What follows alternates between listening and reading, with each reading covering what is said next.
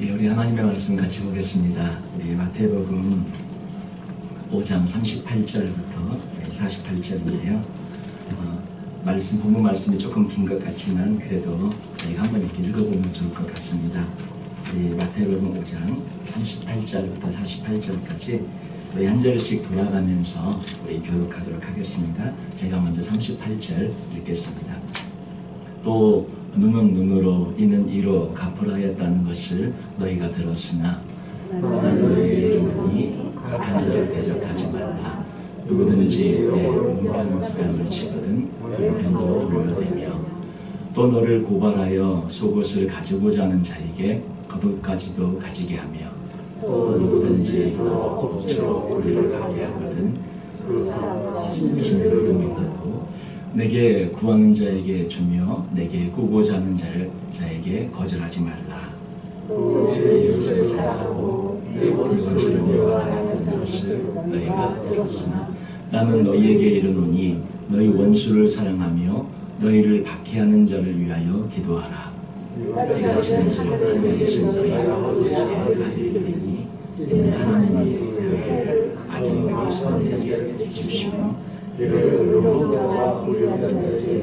주시니라.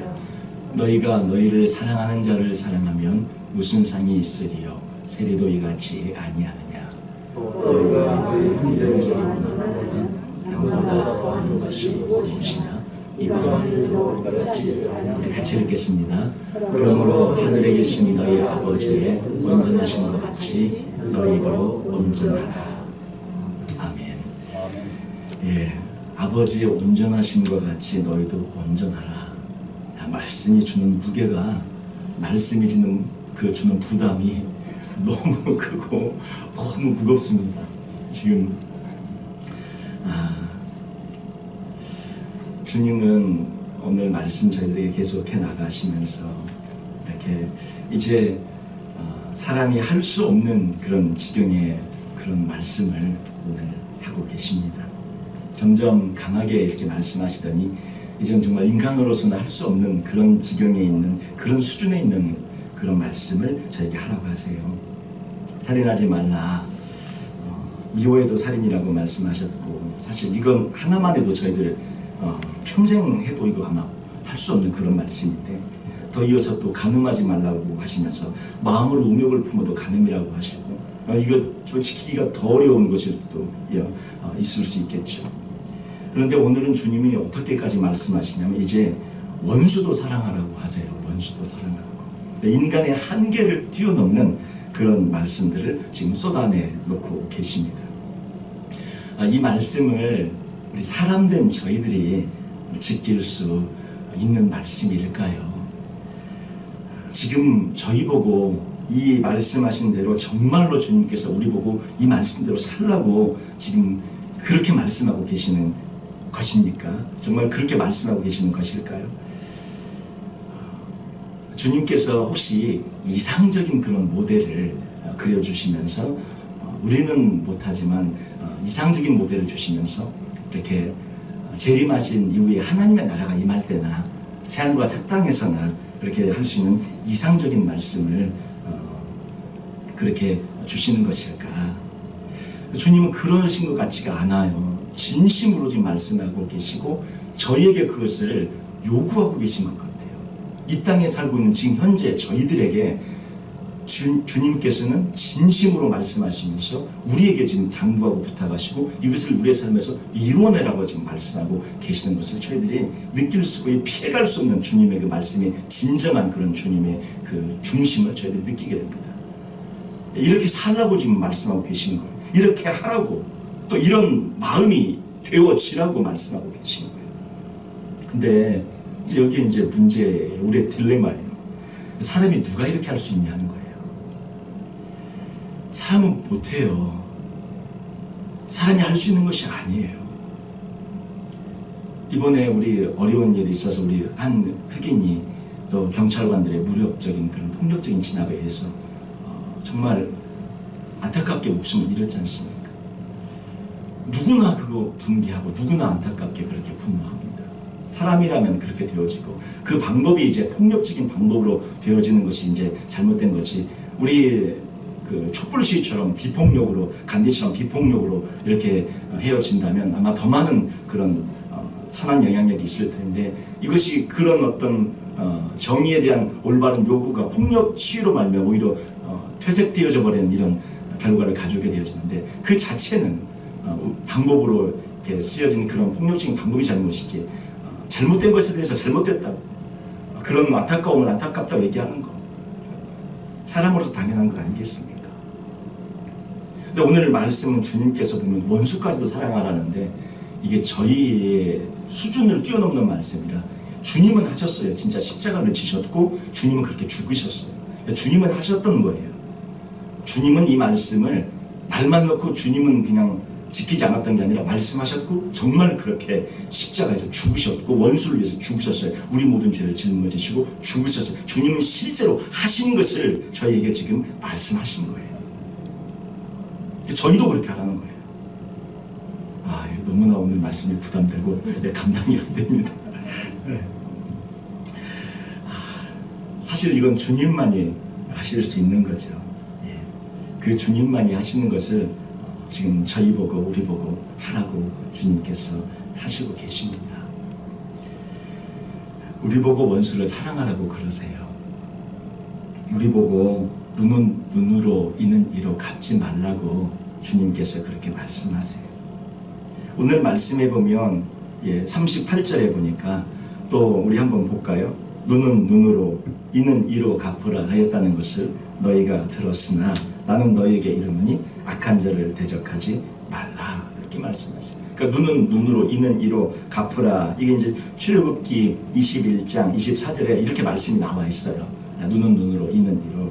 우리 본문 가운데 이렇게 말씀이 이렇게 우리 파워포인트 나와 있지는 않지만 구약에 있는 말씀이니까 한 번만 찾아볼까요? 우리 성경 집에 있으시니까 한번 찾아보시라고 제가 일부러 지금 한번 합니다. 우리 출애굽기 21장 24절 우리 집에 계신 우리 성도님들도 다 한번 찾아보세요. 성경책 옆에 계시죠?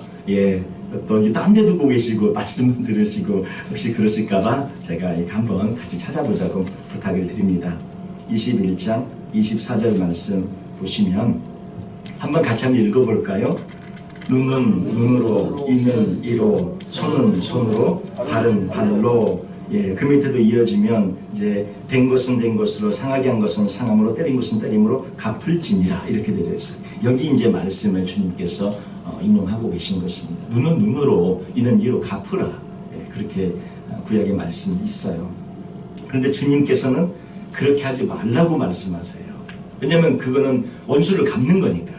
오늘 주님의 말씀의 핵심은 주님이 십자가를 지고 죽으시러 오셨고 그것을 이루신 분이고 저희에게도 지금 그 말씀을 주님께서 하고 계신 거예요. 원수를 갚는 것이 아니라 원수를 용서하고 사랑하는 그 말씀으로 주님께서 지금 저희에게 주시고 있는 말씀입니다.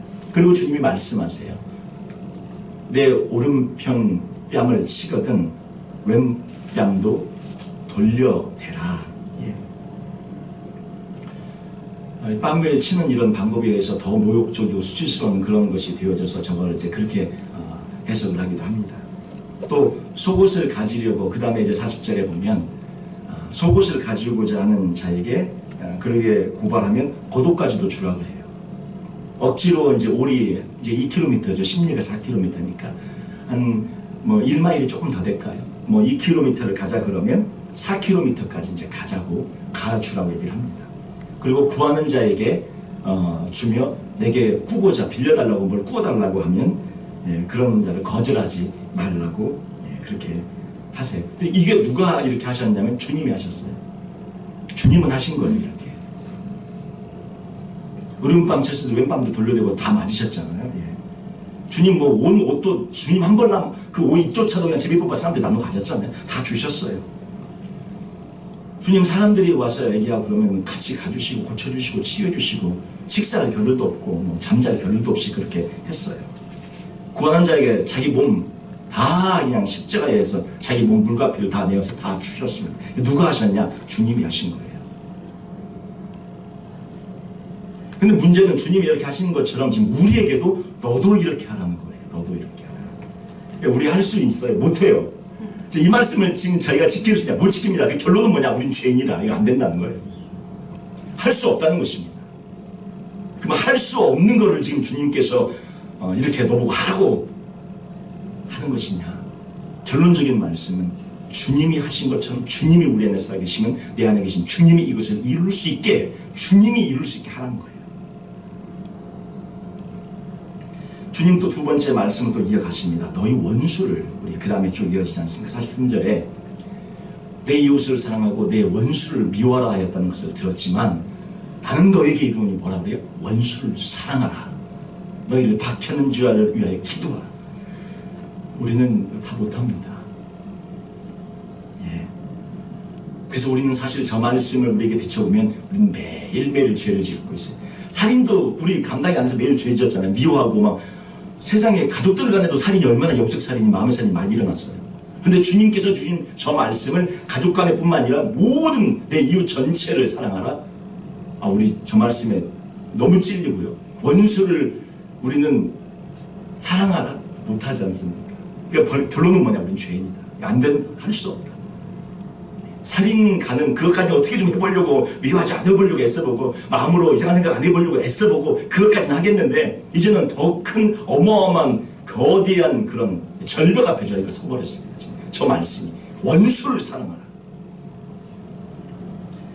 저 감당할 수 없는 말씀이에요. 더 많은 죄를 짓고 있는 저희들의 모습만 보게 됩니다. 누가 저걸 하셨습니까? 이루셨습니까? 주님이 하셨어요. 원수를 사랑했습니다. 예수님께서 그래서 십자가에서 죽으셨죠. 거기서 피를 흘리면서 우리의 죄를 위해 죄 없는 분이 대신 죽으셨고, 정말로 주님은 사랑하셨어요. 우리도 그때는 원수되어졌던 상태 아니었습니까? 예수님의 원수, 십자가의 원수로 우리가 행하지 않았습니까? 근데 그런 원수 같은 저희들을 위해서 말없이 그 사랑의 모든 것을 보여주시며 십자가에서 죽으셨어요. 박해하는 자를 위해서 얼마나 주님 기도하셨습니까? 저 주님이 다 하신 거예요. 주님께서 지금 십자가를 지시면서 생명을 내어주셨고, 지금 주님께서 그렇게 걸어가셨는데, 지금 주님께서 이제 우리에게 요구하시는 것은 뭐냐면, 나는 십자가 마지막 지점까지 했으니까 너는 그거보단 조금 쉬운 거는 할 수 있지 않겠니? 조금 쉬운 걸 하라. 이렇게 얘기를 하고 있는 거예요. 지금 십자가보다 오른뺨 맞고 왼뺨 맞는 게 조금 쉽겠죠. 그렇지 않으십니까? 십자가가 둘 중에 하나는 어떤 거 하시겠어요? 십자가 하시겠어요? 아니면 오른뺨 맞고 왼뺨 맞고 이거 하시겠어요? 이게 좀 낫죠. 십자가보다는 그게 그래도 좀 쉽고 가볍죠. 십자가보다 속옷 주고 걷어 주는 것이 쉽지 않습니까? 속옷 주고 걷어 주는 것 중에 십자가 중에 어떤 것, 만약에 하나 택하라면 어떤 거 택하시겠어요? 십자가보다는 그래도 이게 쉬워요.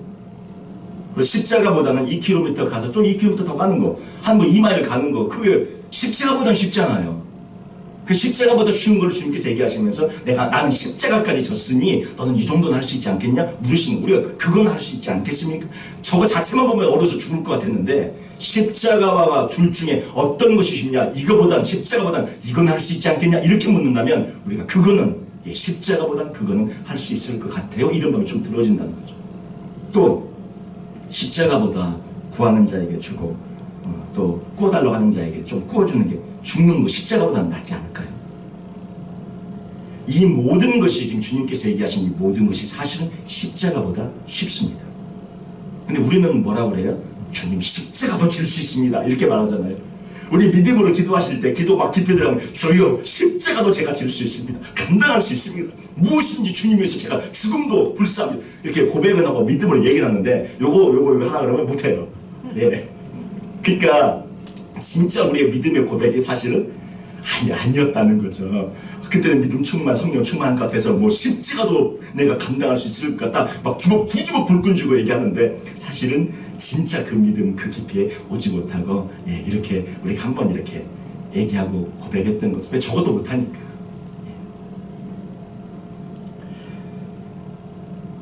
진짜 주님을 위해 십자가를 질 수 있다. 우리가 그런 고백 많이 했는데 그거 가봐야 합니다. 거기까지 가봐야, 그 지점까지 막 진짜 가봐야 하는 거죠. 사실 우리는 십자가보다는 주님 믿으면서 우리가 받는 그런 축복에 더 많은 관심이 있습니다. 기도응답을 많이 받고 싶어하지 기도응답에 축복이 없으면 시험 드는 게 저희들이에요. 저희들의 한계입니다. 우리 기도는 뭐냐? 오른밤 맞으면 주님 저 사람도 오른방 때려주십시오. 그렇게 기도하는 게 저희 기도고, 속옷 달라고 하면 왜 달라고 하지? 자기는 없나? 이렇게 얘기하고요. 2km 좀 가자고 하면 피해 다닙니다. 그리고 구워달라고 하면 피해 다니고 전화 블록시키죠. 예. 이게 우리의 당연한 모습이에요. 예. 이것은 사람이라 사실 자연스러운 것입니다. 예. 누구나 사실 그렇게 하고 우리 모두가 사실 다 그랬던 적이 시해보면 다 있었던 것 같아요. 그래서 우리는 기도를 어떻게 하냐면 다 그렇게 기도합니다. 저거 피해달라고, 저런 거 나에게 임하지 않게 해달라고. 예. 기도를 그렇게 하죠. 주님은 십자가로 가셨는데 우리는 십자가로 안 가려고 기도를 해요. 십자가를 안 지는 것이 축복인 것처럼 그러한 기도 응답을, 그러한 축복 응답을 달라고 그래요. 근데 주님은 십자가로 가셨고 우리 보고 그 길을 가라 하시는데, 이 말씀은 지금 이제 막 믿으시거나 신앙의 초보는 감당 자체가 안 되는 말씀이, 팔복을 넘어오신 분들에게 지금 주신 말씀이니까 말씀이 무겁습니다. 그 말씀이 정말로 헤비합니다. 그걸 저희들이 오늘 우리 모든 성도님들 집에서도 이 말씀을 들으실만 하니까 하나님께서 주신 줄로 믿습니다. 그러니까 쉬운 말씀은 많이 들으셨잖아요. 정말 헤비하고 무거운 말씀도 저희들이 주님의 팔복을 넘어오면서 주님께서 하신 진짜 주시는 말씀을 저희들이 듣고 그 단단한 식물도 저희들이 먹을 수 있는 그런 저희들이 장수한 자들이 되어지길 원합니다. 오늘 좀 힘들고 무겁겠지만 이 말씀을 한번 정면으로 저희들이 대하고 한번 보기를 원합니다. 우리는 기도를 그렇게 하죠. 아까 또 한 것처럼 우리의 많은 기도 제목이 십자가를 안 지려고 하는 기도 제목이고, 눈은 눈으로 이는 이로 갚아달라고, 갚아주셔, 나의 원수를 갚아주라고 하는 기도가 참으로 우리의 모든 기도이고 많습니다. 이것이 우리의 딜레마예요. 주님은 지금 우리로서는 할 수 없는 걸 하라고 하세요. 그리고 주님께서 하시는 것을 보여주세요. 그 다음에 우리 45절 40이 말씀을 이어보면 지금 주님께서는 어떻게 하고 계시냐면, 하나님 어떻게 하세요? 악인에게는 해를 안 비춰주십니까? 악인에게도 햇볕이 똑같이, 악인과 선인에게 똑같은 해가 뜨고 똑같은 날이 오고 똑같은 시간이 흘러요. 주님이 저렇게 악인도 사랑하고 악인에게 똑같이 허락해 주신다는 걸 보여주시는 거예요.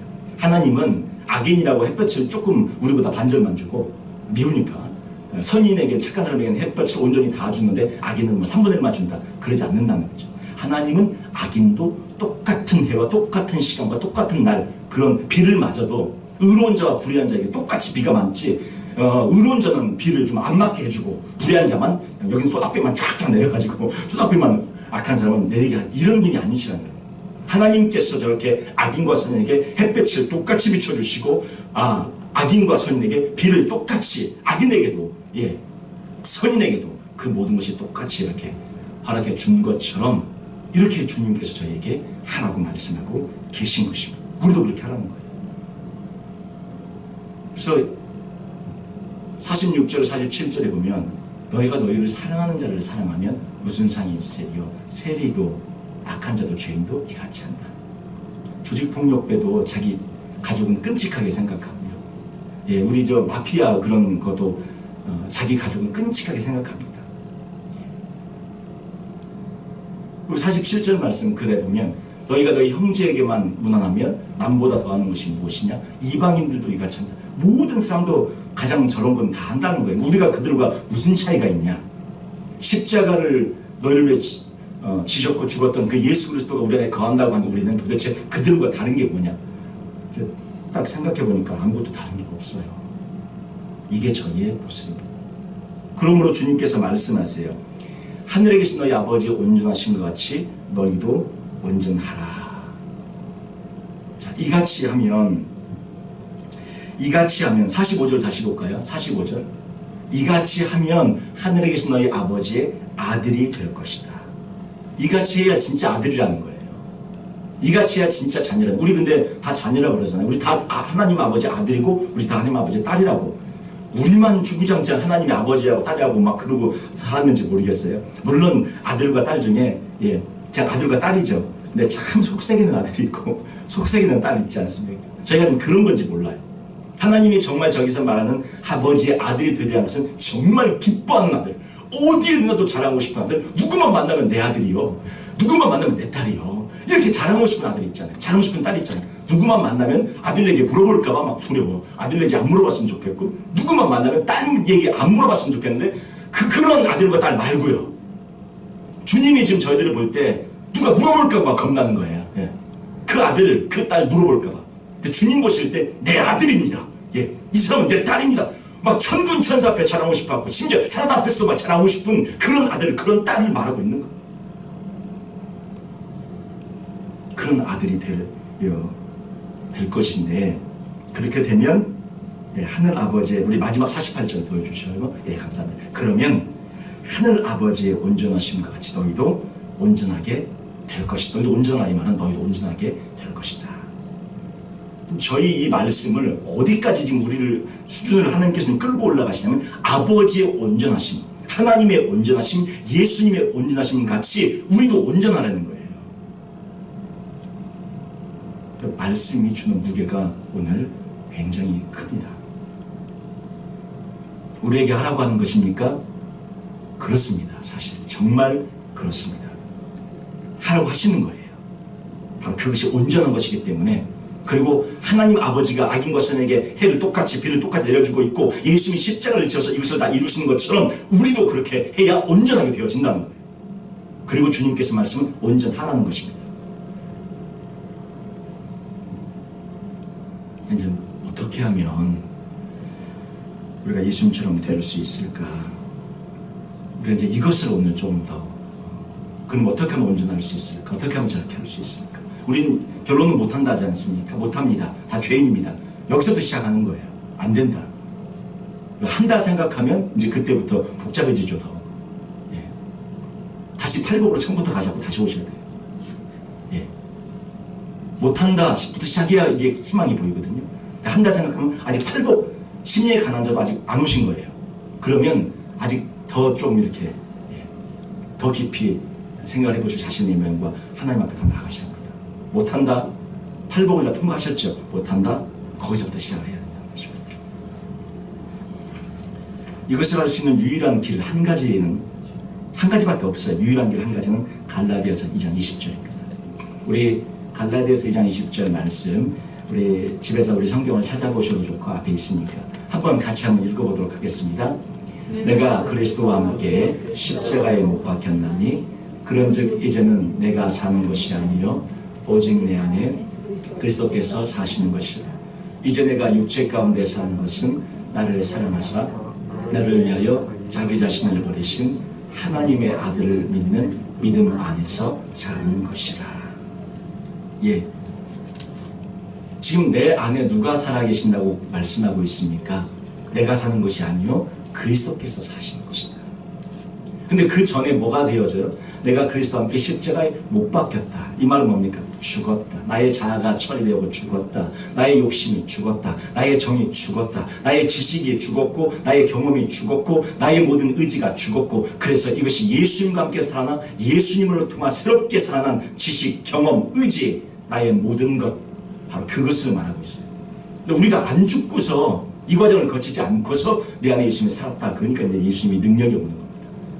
죽지 않고 내가 살아있으면서 동시에 예수님이 살아있으니까. 내가 죽어버리고 예수님만 살아계셔야 되는데, 내가 죽어버리려면 어떻게 해야 돼요? 내 안에 죄를 보아야 그 자신의 모습을 견딜 수 없어서 주님 앞에 나의 자아를 죽여달라고 기도하죠. 나의 죄의 모습을 보지 않으니, 자신의 죄와 악의 모습을 보지 않으니 죽여달라고 기도하지 않고 죄와 그 악의 모습으로 나의 옛사람을, 자아를 죽여달라고 기도하지 않으면 평생 안 죽는 거예요. 팔복에 오지도 못합니다. 첫 번째 심리의 가난 자가 되기 위해서는 주님, 저의 죄를 보았습니다. 저의 악을 보았습니다. 저 이 모습으로 살고 싶지 않습니다. 저의 자아를 위해서 죽여주십시오. 그 기도가 시작된 사람이 팔복의 심령이 가난한 자예요. 내가 지금 심령이 강한 자에 왔는가, 아주 오지 않았는가 다시 한번 생각해 보시라고 말씀을 드리는 거예요. 그렇게 그 말씀을 넘어선 사람들이 십자가에 못 박혀 내가 죽은 자들, 그래서 내 안에 예수님만 살아계신 자들은 어떻게 되어지는 것인가? 오직 그리스도께서 사시는 것이에요. 오직 그분이 살아요. 근데 이제 내가 육체 가운데 사는 것은, 그럼 우리 육체는 있고 내가 아직 살고 있지 않습니까? 그것은 어떻게 살아가는 것이냐? 나를 사랑하사 나를 위하여 자기 자신을 버리신 하나님의 아들을 믿는 믿음. 여기서 정말 중요한 건 제가 전에도 말씀드렸지만, 하나님의 아들을 믿는 믿음이라니까 내가 믿는 것 같잖아요. 지금 이게 하나님의 아들을 믿는 나의 믿음 안에서 내 믿음으로 사는 것이라 이렇게 우리가 이 번역이 느껴지는데 헬라 원문은 그렇지 않습니다. 하나님의 아들의 믿음으로 사는 거라고 헬라 원문이 그렇게 되어 있어요. 그러니까 나의 믿음으로 사는 것이 아니라 내가 예수를 붙잡고 사는 것이 아니고 내가 하나님을 믿는 나의 믿음으로 붙잡고 사는 것이 아니라 그분이 내 안에서 예수님의 믿음으로 내가 그냥 사는 거예요. 나의 믿음이 아니고 예수님의 믿음으로, 예수님의 행하심으로, 그러니까 예수님이 십자가를 지신 것으로 그분이 십자가를 지고 내 안에서 그분의 믿음으로 사는 거예요. 하나님의 아들의 믿음으로 사는 거예요.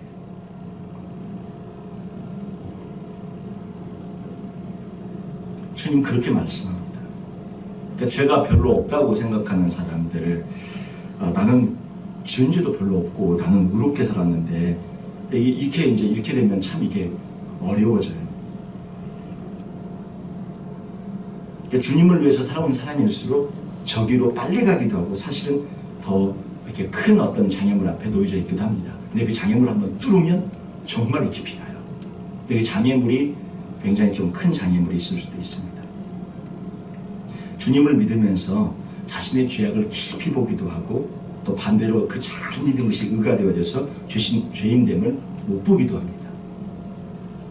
그러니까 자신의 죄인됨을 깊이 본 사람은 그 자신의 죄를 보았기에 죄인됨을 아는 사람이고, 또 다른 경우는 죄인됨을 안다고는 하지만 실제로 보지 못하고 그냥 지식적으로 안다고 고백하는 거예요.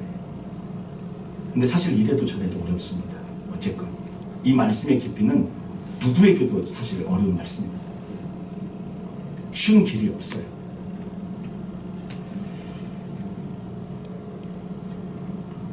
그래서 자신의 어떤 그 잘 믿은 것이 의가 되어져서 이게 가로막힐까봐 사도 바울에게 심지어 하나님께서 어떻게 하시냐면 사단의 가시를 둬요.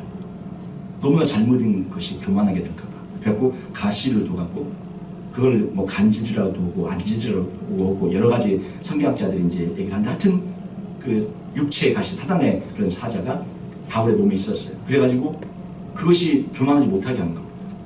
뭐 잘 믿은 것 같고 뭘 잘 열매를 맺는 것 같고 막 어마어마한 수천 명씩 회개하고 막 그렇게 뭔가 되어지는 것 같은데 어느 날 갑자기 픽 쓰러져가지고 자기 뭐 감당하지 못하는 그런 연약함을 보이고 어떤 죄의 부족한 부분을 보이고 이렇게 보여준다는 거죠. 그리고 나서 또 일어서면 자기 마음이 어떻게 생각해요? 주님, 저는 죄인입니다. 이 마음이 또 들어요. 저는 아무것도 아닙니다. 전 주님 아니면 죽습니다. 이런 고백이 들잖아요. 그러니까 너무너무 잘하니까, 너무너무 뛰어나니까, 너무너무 훌륭하니까 그것이 그에게 마지막 올무가 될까봐 가시를 둡니다. 그러니까 우리에게 혹시 그런 가시가 있다면 축복이 있는 줄 아시기 바랍니다. 연약한 부분이 있다면 그게 오히려 감사한 거예요. 그거 없었으면 어디로 갔어요? 저희들 하늘로 올라서 교만이 하늘을 나르고 교만이 그만으로 막 살았겠죠. 교만하지 못하게 뭔가 약점이 있다. 너무너무 하나님의 은혜예요, 사실. 왜? 그것만 생각하면, 그것만 보면 어떻게? 주님, 저는 죄인입니다. 꼬꾸라지는 거죠. 또 자신의 죄인됨을 포기하는 것, 그게 축복이고 그게 은혜거든요. 근데 그걸 못 봐가지고 아주 하나님 앞에 어려운 과정을 통과한 사람이 있어요. 누굽니까? 욥이에요. 욥은 정말 인격적으로 너무 훌륭했어요. 그리고 신앙적으로도 정말로 훌륭했습니다. 그러면 자녀들이 생일잔치를 하면 혹시나 그 말이나 행동에 혹시 실수했을까봐 자녀 10명의 이름으로 번제를 드렸어요. 그 정도까지 정말 저희는 사실 따라가지도 못하죠. 저희 수준을 넘어선 사람이에요. 우리 욥기 1장 1절부터 2절 한번 거기 말씀 보시면 우스 땅에 욥이라 불리는 사람이 있었는데 그 사람은 온전하고 정직하여 하나님을 경외하며 악에서 떠난 자더라. 1절에 벌써 정의가 달라요. 저희의 차원의 수준을 넘어선 그러한 어마어마한 인물을 저희들이 봅니다. 온전해요. 정직해요. 하나님을 경외해요. 악에서 떠난 자예요. 그리고 이제 그에게 아들 7과 딸 3이 이제 있게 되어지는데 4절에 보시면 그의 아들들이 이제 자기 생일에 각각 자기의 집에서 잔치를 베풀고 그의 누이 3명도 칭하여 함께 먹고 마시고 그러고 나면 5절에 이제 욥이 이제 하는 게 있어요. 욥이 뭘 하냐면 그들이 차례대로 잔치를 끝내면 욥이 그들을 불러다가 성결하게 해요. 그 아침에 일어나서 그들의 명수대로 자녀 10명이니까 10명대로 명수대로 번제를 드렸더니 10명대로 그 자녀의 명수대로 10개의 번제를 드리는 거예요. 그리고 이는 욥이 말하기를 왜 그렇게 하는지, 이는 내 아들들이 내 딸들이 죄를 범하여 마음으로 하나님을 욕되게 하였을까 함이라. 욥의 행위가 항상 어떻게 해요? 이러하였더라. 인격적으로, 신앙적으로, 믿음적으로 너무너무 훌륭한 사람이었습니다. 그 욥이 이제 1차 시험을 받지 않습니까? 재산을 다 가져가시고 자녀를 다 거두어 가십니다. 우리는 벌써 여기서도 감당한 시험들을, 자녀 조금만 어려워도 주여 이럴 수 있습니까? 재산이 조금만 주여 제가 주님을 위해 어떻게 살았는데 이게 왜 재산이 왜 이게 주님 어떻게 살아 이렇게 되지 않습니까? 이게 벌써 우리는 감당한 차원을 넘어선 하나님의 인물을 보는 거예요. 저희 믿음의 그 차원을 넘어선 인물이에요. 1차 시험 얼마나 멋있게 통과합니까? 재산 다 가져갔어요. 자녀들 다 죽었어요. 그때 21절 우리 21절 욥기 보시면 우리 한번 같이 읽어요. 예, 너무나 잘 아시는 말씀이니까 한번 읽어봐요. 이르되 내가 모태에서 알몸으로 나왔사온즉 또한 알몸이 그리로 돌아가올지라 주신 이도 여호와시요 거두신 이도 여호와시오니 여호와의 이름이 찬송을 받으실지니라 하고 그 다음에요. 이 모든 일에 욥이 범죄하지 아니하고 하나님을 향하여 원망하지 아니하니라. 여기까지라도 갔으면 좋겠습니다. 저희들 여기까지라도 갔으면 좋겠어요. 저 개인적으로 아마 여기도 못 갈 것 같아요. 저는 저의 한계를 생각해 볼 때 이 욥의 이 첫 단계, 여기도 아마 가기 전에 벌써 저는 그 전에 두 발 다 들고 주님 저는 이거 못합니다. 하나님 왜 이럴 수가 있어요? 아마 저는 벌써 첫 판에 원망하고 하나님 앞에 다 나갔을 거예요. 근데 지금 이거 다 이겨요. 재물을 다 가져가셨는데 이겨냅니다. 믿음으로. 그 재물이 하나도 없어졌는데 자녀를 다 하나님께서 데려가셨는데 그 자녀들의 생명을 걷어가시도 그걸 믿음으로 이겨냅니다. 어마어마한 믿음입니다. 지금 그 이겨내니까 두 번째 2차 시험이 오잖아요. 이제는 뭐라 그래요? 욥의 생명만은 거두지 말고 욥을 네 마음대로 해라. 그래가지고 어떻게 욥의 온몸이 그냥 악창, 종기에 뭐 가려서 긁고 막 이런 것들이 나오지 않습니까? 그때 욥이 어떻게 해요? 여기도 또 이겨버립니다. 자기 생명을 이제 거둬간다 그랬는데 자기 생명도 가져가시려면 가져가서 이겨버린 거예요. 와, 이 사람의 믿음의 상태가 우리 어떻게 해요? 저는 조금만 아파도 감기약 먹거든요. 뭐 조금만 아파도 막 알러지약 먹고 저는 하여튼 어떻게든 더 살아야겠으니 주님이 그래서 저는 그렇게 생각하고 한데 근데 주님이 생명 가져가겠다. 주님 앞에 뭐라? 가져가세요. 주님. 그 2장 10절 보세요. 2장 10절에 보시면 우리 한번 같이 읽어볼까요? 그가 이르되 그대의 말이 한 어리석은 여자의 말을 같도다. 우리가 하나님께 복을 받았은즉 화도 받지 아니하겠느냐고 이 모든 일에 욥이 입술로 범죄하지 아니하니라. 정말 자신의 생명을 주님께서 지금 달러가는 그런 상황에 처해 있는데 그것도 이겨버리는 거예요. 가져가세요. 입술로 범죄하지 않아요. 정말 어마어마한 위대한 인물을 봅니다. 이 모든 부분에서 최고예요. 재물을 이겨냈고요. 자녀들을 이겨냈고요. 자기의 생명을 이겨냈어요. 그러니까 이기지 못할 부분이 없는 그런 사람이에요. 그 어떤 것에 시험이 와도 그 어떤 것에 공격이 와도 다 이겨버리는 그런 사람. 재물을 이겨냈고 자녀들의 생명을 눈앞에서 다 죽는 걸 이겨냈고 자신의 생명까지도 이겨낸 사람이에요. 신앙의 문제가 전혀 없어 보입니다. 그런데 욥기는 거기서 안 끝나고요. 이제 본격적으로 시작을 합니다. 우리 예전에 욥기 보면서 말씀 나눴는데 기억을 한번 더듬어 보셔요. 새 친구들이 와서 본격적으로 이제 욥하고 변론이 시작되지 않습니까?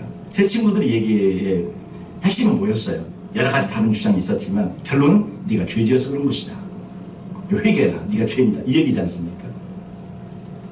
욥이 어떤 죄를 지어서 그 죄의 결과로 이런 일이 오진 않았어요. 어떤 죄를 잘못 지어갖고 재물이 나서 그 죄 때문에 재물이 없어졌다거나 그 죄 때문에 자녀들이 죽었다거나 그 죄 때문에 자기 엉망이 이렇게 된 건 아니에요. 그러니까 욥이 막 발끈하고 막 그렇게 되어지죠. 그런데 어떤 면에서는 이 친구들의 말이 한쪽 면에서는 일리가 있는 말이었어요. 그것은 무엇이냐면 너의 그 진정한 인간의 이 죄 때문에 이런 일이 오진 않았지만 너는 죄인일 수 있지 않겠느냐, 이런 차원에서의 접근. 우리가 생각해 본다면 욥이 죄인입니까 아닙니까? 죄인이죠. 아무리 동방의 의인이라도 죄인이죠. 그 의인은 예수님 필요 없어요? 그 의인은 예수님 없이 구원받을 수 있습니까? 아니라는 거예요. 근데 이 세 친구들의 변론을 통해 욥이 진짜 그 안에 있던 뭐가 터져나와요? 교만과 의로움이 쏟아져 나옵니다. 욥기 3장부터 하나님의 원망에 저주만 쏟아져요. 왜 나를 태어나게 해갖고 하나님 이런 일을 겪게 하냐고 시작해가지고 하나님보다 내가 더 의롭다고. 예. 하나님은 의로운 자도 막 죽이시는 분이라.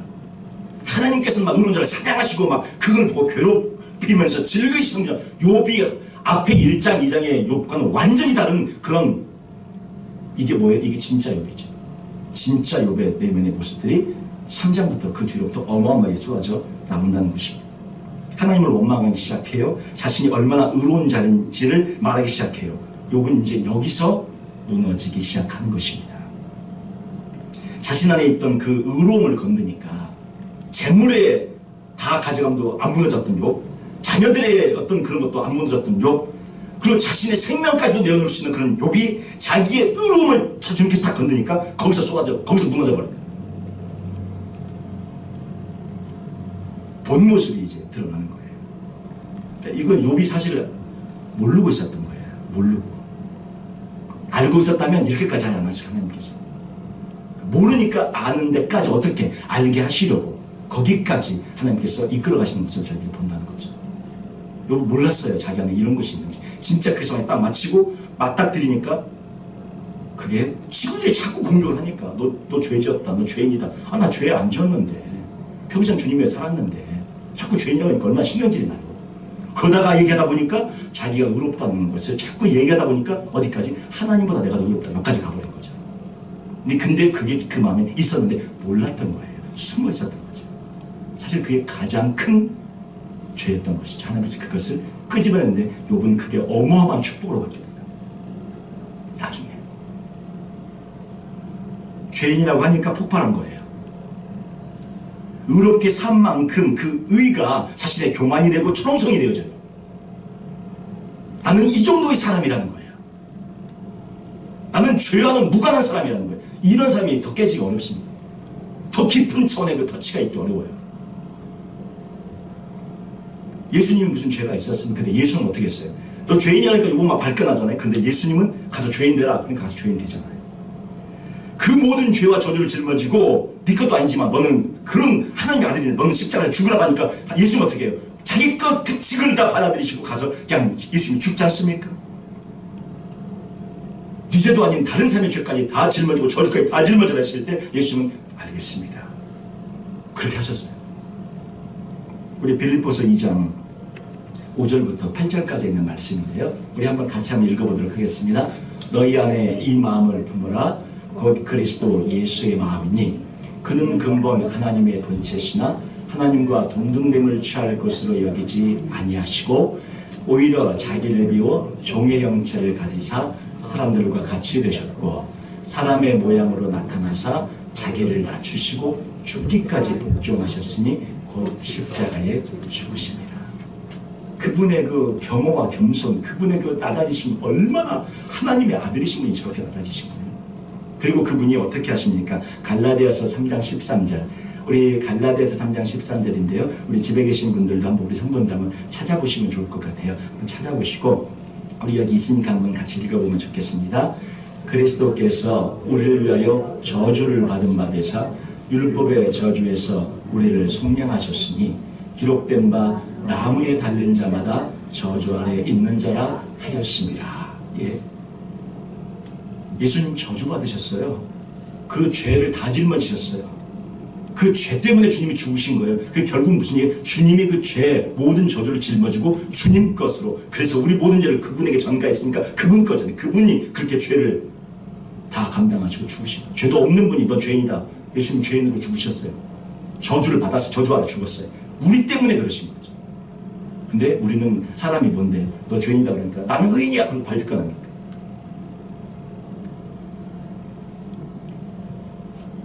어느 지점까지 버림받습니까? 하나님 앞에 엘리 라마 사박다니, 나의 하나님, 나의 하나님, 아버지 어찌하여 나를 버리십니까?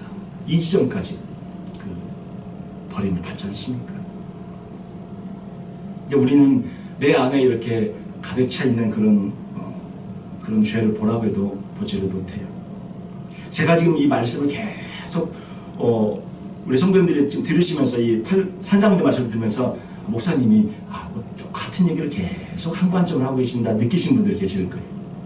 이게 팔복의 가장 중요한 이 산상문대의 핵심이니까 이거를 넘어서셔야 되고 이걸 아셔야 그 다음으로 너무너무 중요한 말씀이기 때문에 계속, 그리고 주님께서 그렇게 그 일관된 관점으로 하고 계세요. 그래서 제가 지금 하고 있는 것입니다.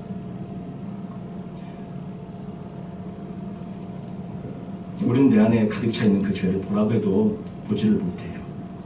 욥은 그 자신의 내면, 그의 안에 숨어 있었던 그 의로움을, 그의 교만을 건드니까 입술로 범죄하기를 시작을 합니다. 아무리 의로와도, 아무리 동방의 의인이라 할지라도 전적으로 썩어있는, 타락되어 있는 부패한 죄인인데 그걸 잊어버렸어요. 그의 의로운 종교 생활이, 그의 의로운 어떤 신앙 생활이 자신의 전적인 타락한 존재인 걸 잊어버리고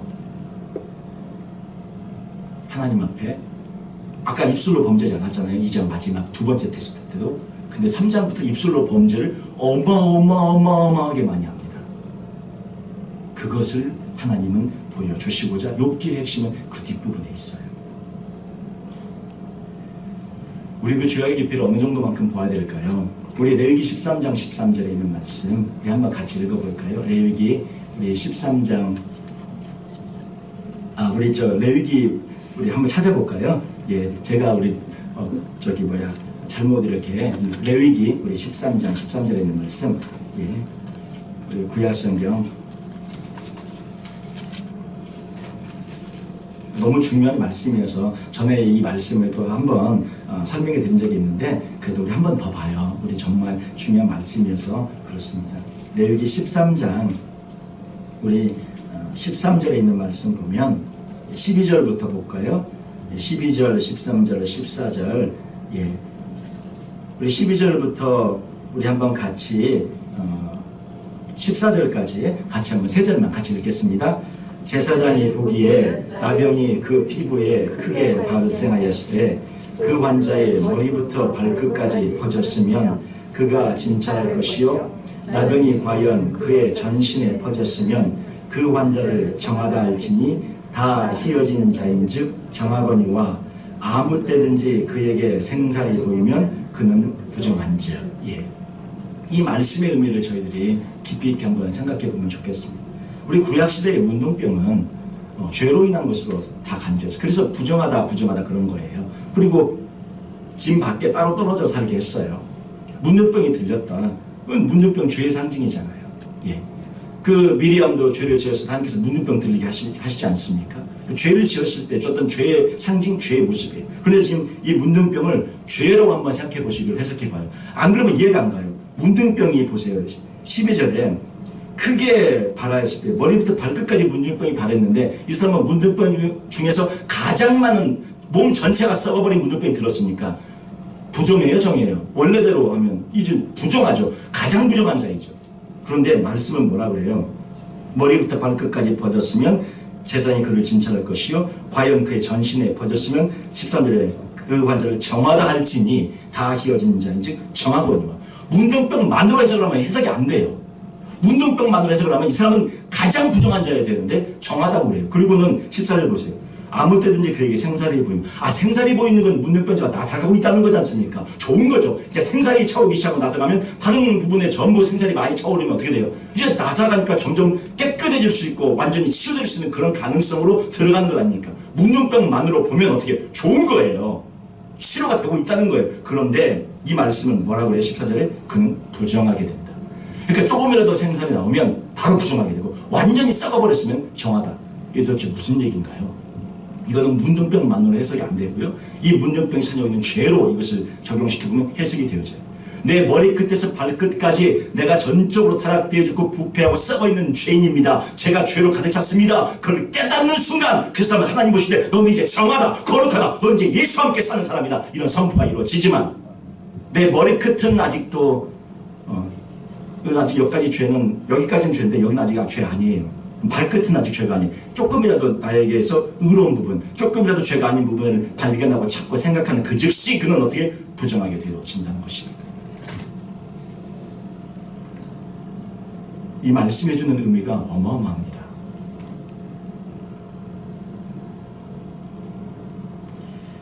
그래서 우리는 머리끝에서 발끝까지 내 안에 있는 죄를 보셔야 되는데 얼마만큼 보고 계십니까? 그때 정하다고 그랬거든요. 그때 예수와 함께 살고 예수와 함께 죽는 삶이 시작된, 그게 팔복을 이게 통과하고 시작한 사람이에요. 심리에 가난한 의미가 레위기 13장 13절 머리끝에서 발끝까지 자기 몸이 썩어 있는 것을 본 사람, 바로 그 사람이 심령에 가난한 자 첫 번째 단계입니다. 그래야 심리에 가난해서 주 앞에 들어와요. 그래야 애통해요. 썩어 있는 자신의 모습을 보지 않는 사람은 절대 애통하지 않습니다. 울지 않아요. 자신의 모습이 만족스러워요. 자신의 모습이 좋아요. 내가 믿는 이 믿음의 생활이 너무나 행복하고 좋아요. 근데 왜 울어요? 자신의 모습이 막 주 앞에서 견딜 수 없어가지고 사도 바울에게 왜 가시를 줬다고요? 그 가시 때문에 넘어지게 하고 약점이 되어서 주 앞에 울고 통곡하게 만드는 거예요.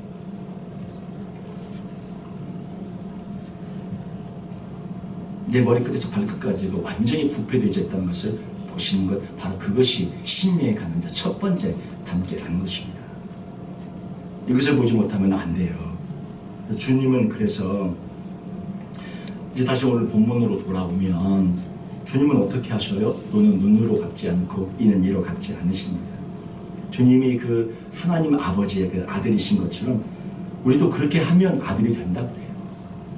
이 말은 무슨 얘기냐면, 다른 말로 하면 예수님처럼 살고 예수님 작은 예수들이 되라고 하는 얘기예요. 주님으로 살아가라는 거예요. 그럴 때 그 말씀이 이루어진다는 것입니다. 내가 하려고 하지 마십시오. 절대 하지 못합니다. 성품이 인자하고 자비로워서 이거 할 수 있는 것이 아닙니다. 그렇게 하는 줄 알고 있는 것 뿐인 거예요. 진짜는 못하고 있는 거예요. 그래서 진짜 자신의 내면의 모습을 보지 못하는 그런 가운데는 이 말씀을 지금 저희가 감당할 수 없는 것이죠. 이런 그런 얘기를 제가 들었습니다. 이제 그 유대인들을 이제 홀로코스트로 이제 사람들을 많이 죽일 때 여러 가지 시험을 했다 그래요. 인체 실험, 생체 실험, 감정적, 심리학적 여러 가지 많은 실험을 했는데, 그 중에 이제 이런 실험을 했다고 하는데, 어떤 경우냐면 이제 본성을 시험하는 그런 시험을 했다고 그래요.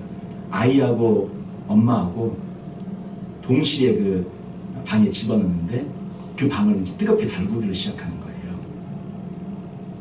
이제 발바닥이 뜨거워서 더 이상 견딜 수 없고 몸이 뜨거워서 더 이상 견딜 수 없는 익어버린 그런 상태까지 가면 어떻게 할까요?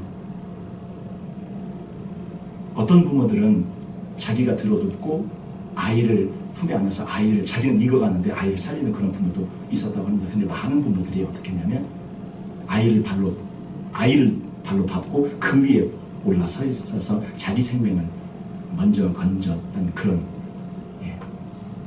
그러니까 이제 어떤 부모들은 그런 가운데서 자기를 희생하고 자기 등짝이 익어가는데, 이게 지금 사람의 그 본능, 사람의 감당할 수 없는 상황인 거예요, 그게. 근데도 자녀를 위해서 이기는 부모들도 있어요. 근데 많은 부모들이 그때 되면 어떻게 해요? 자녀보다 자기가 먼저 살아가겠는 거예요. 그래서 어떻게 합니까? 자녀를 그냥 깔고 뭉개는 거죠. 그리고 그걸 밟고 그냥 그 위에 올라가는 거예요. 자녀를 죽이는 겁니다. 이게 인간의 본능입니다. 그 상황이 안 돼서 드러나지 않았던 것 뿐이에요. 우리 모두에게 한번 물어보셔요. 제가 오늘 너무나 참 힘겨운 질문을 제가 아주 오늘 힘겨운 말씀 많이 합니다. 그 상황에 딱 처했다. 어떻게 하실 거예요? 우리 모두 그냥 우리가 들어 놓으십시다. 예, 우리 살자고 애들 그렇게 하는 저희 가운데는 아무도 없을 줄 알아요. 그런데 제가 이 질문을 드린 이유는 내가 정말 자신 있게 말이 안 나오잖아요. 그 상황에 가면 물론 자녀를 위해서 우리가 그렇게 희생하고 죽겠지만, 내 품에 안고 나는 죽어도 자녀를 살리겠지만 쉽게 그 말이 나오지 않는 것이 우리의 본능이라는 것은 내가 먼저 살고 싶다. 그게 인간의 본능이라는 것입니다. 진짜 자신의 내면에 그 있는 모습의 실체를 보라고 제가 말씀드려요. 내 안에 있는 숨어있는 거예요. 그런 상황이 안 돼서 모르는 거예요. 숨어있는 그 죄와 악의 모습, 그것을 우리가 보면 바로 머리끝에서 발끝까지 썩어있는 자신의 모습을 보고 알게 되어져서 바로 그렇게 주님 앞에 심리에 가난 채로 애통한 채로 나오게 되어진다는 것입니다. 주님께서 이 원수를 사랑하라 그런 말씀을 주시면서 로마서 우리 말씀 사랑으로 모든 율법을 이룬다고 말씀하잖아요. 로마서 13장 우리 8절 9절 10절입니다. 우리 한번 같이 한 목소리로 한번 같이 읽도록 하겠습니다. 피차 사랑의 빛 외에는 아무에게든지 아무 빛도 지지 말라. 남을 사랑하는 자는 율법을 다 이루었느니라. 예, 율법을 다 사랑으로 율법을 다 이루니까 주님께서 원수를 사랑하라. 오늘 그 말씀을 주시는 거. 살해하지 말라, 간음하지 말라. 그 다음에 망령되 하나님 이름을 망령되 일컫지 말라, 거짓 맹세를 하지 말라는 걸 통해서 또 거짓 증거하지 말라, 이런 십경의 말씀들을 주시면서 그 십경의 마지막 결론이 뭐예요? 원수를 사랑하라. 남을 사랑한 자는 율법을 다 이루기 때문에 저것을 주시는 것입니다. 우리 9절 10절도 읽어봐요.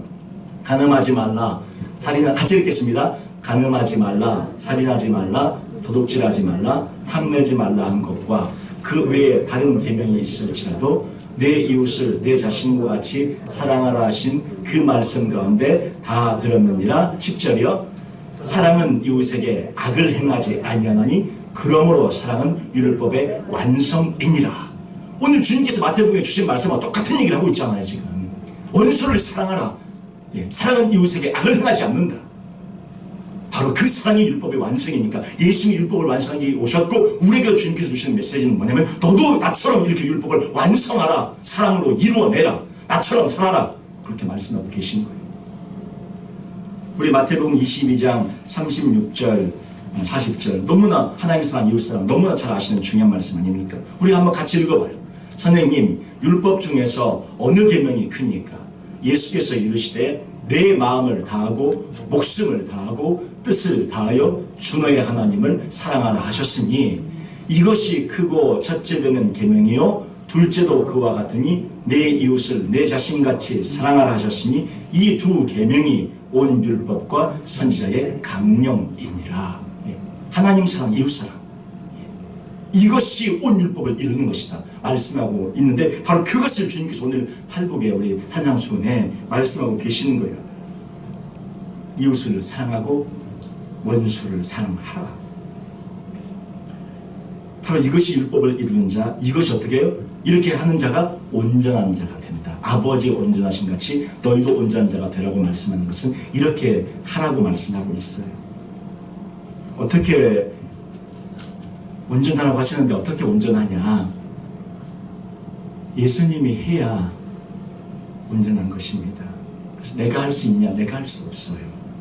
누가요? 내 안에 예수님이 그분이 온전히 살아계셔서 그분이 하셔야 이것은 이룰 수 있는 말씀입니다. 어떻게 하면 예수님이 하실 수 있냐? 나의 자아가, 나의 옛사람이 십자가에 못 박혀야 합니다. 어떻게 하면 죽냐 그러면? 어떻게 하면 못 박히냐? 제가 말씀을 정리하면서 지금 다시 생각해 지금 보고 있는데 어떻게 하면 죽냐? 그것은 나의 죄악의 깊이를 머리끝에서 발끝까지 보고 깨닫고 하는 순간 죽습니다. 그걸 못 보면 아직 안 죽은 거예요. 얼마큼 보아야 하냐? 얼마큼 해야 죽냐?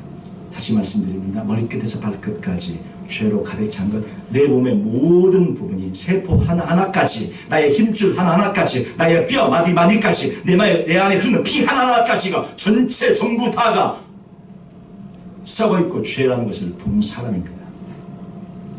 내 안에 어느 하나 1%는 괜찮겠지? 아니에요.